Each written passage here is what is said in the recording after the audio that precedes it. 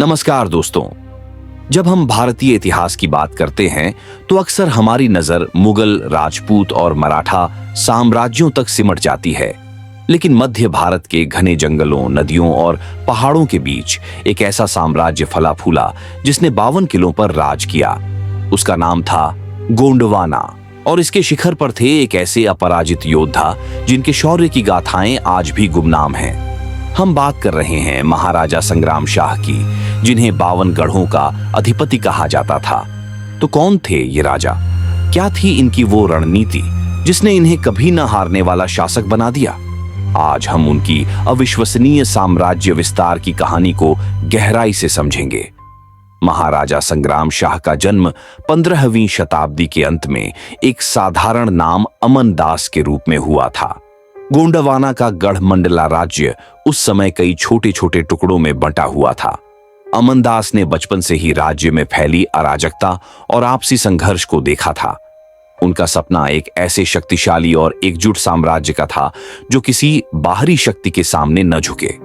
अपनी असाधारण सैन्य प्रतिभा और दूरदर्शिता के दम पर अमनदास ने बहुत कम उम्र में ही आसपास के छोटे किलों को जीतना शुरू कर दिया।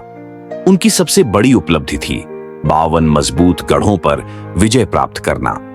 ये 52 गढ़ सिर्फ किले नहीं थे, बल्कि आर्थिक और सामरिक रूप से महत्वपूर्ण केंद्र थे।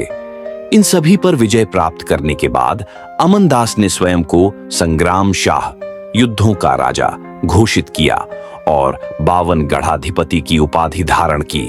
उनका साम्राज्य अपनी चरम सीमा पर इतना विस्तृत हो गया था कि इसकी तुलना आज के एक बड़े यूरोपीय देश से की जा सकती है। यह मध्य भारत में गोंड राजवंश के चरमोत्कर्ष का काल था। संग्राम शाह का विस्तार आसान नहीं था। उन्हें मालवा सल्तनत के शक्तिशाली सुल्तानों और आसपास की राजपूत रियासतों से लगातार चुनौतियां मिलती थीं। इतिहास गवाह है कि उन्होंने मालवा के सुल्तान गयासुद्दीन खिलजी को भी कड़ी टक्कर दी और उसे खदेड़ दिया। उनकी सेनाएं गुरिल्ला युद्ध और पहाड़ी इलाकों में लड़ने में माहिर थीं। उनकी सैन्य सफलता के पीछे उनकी अटूट आस्था भी थी। जनश्रुतियों के अनुसार वह भगवान भैरव के अनन्य उपासक थे। पौराणिक कथाओं में कहा जाता है कि भैरव बाबा की कृपा से उन्हें एक ऐसा वरदान मिला था जिसके कारण वे युद्ध के मैदान में कभी पराजित नहीं हुए।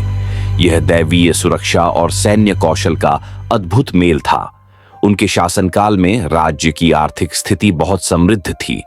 उन्होंने अपने नाम के सोने और चांदी के सिक्के जारी करवाए, जो उनकी संप्रभुता और शक्ति का प्रतीक था। संग्राम शाह सिर्फ एक विजेता नहीं थे, बल्कि कला और ज्ञान के महान संरक्षक भी थे। उन्हें स्वयं संस्कृत, प्राकृत और गोंडी भाषाओं का गहरा ज्ञान था। उन्होंने स्वयं रस रत्नमाला जैसे महत्वपूर्ण ग्रंथ की रचना की, जो दर्शाता है कि वह तलवार के साथ साथ कलम के भी धनी थे। अब बात करते हैं उनकी विरासत के सबसे दिलचस्प और विवादास्पद पहलू की। रामनगर की प्रशस्ति उन्हें पुलस्त्य वंशी बताती है। पुलस्त्य ऋषि लंका के राजा रावण के दादा थे। कई गोंड आदिवासी समूह मानते हैं कि वे रावण के वंशज हैं, जो रामायण के एक अलग ही दृष्टिकोण को प्रस्तुत करता है। यह पहलू उनकी कहानी को एक अनोखा धार्मिक ऐतिहासिक मोड़ देता है।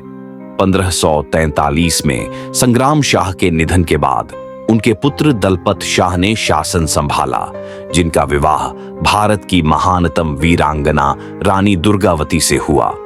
इस तरह महाराजा संग्राम शाह की कहानी रानी दुर्गावती के शौर्य की नींव भी रखती है।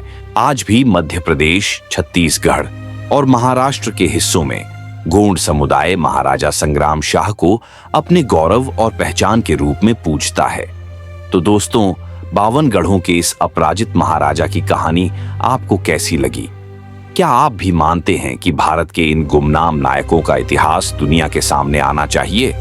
अगर आपको यह कहानी पसंद आई हो तो इस वीडियो को लाइक करें, इसे अपने दोस्तों और परिवार के साथ शेयर करें, ताकि यह गौरवशाली इतिहास सब तक पहुंचे। और हाँ, भारतीय इतिहास के ऐसे ही अनदेखे और अनसुने पहलुओं को जानने के लिए हमारे चैनल को सब्सक्राइब करना न भूलें। हम अगले एपिसोड में एक और अद्भुत कहानी के साथ जल्द ही वापस आएंगे। तब तक के लिए नमस्कार।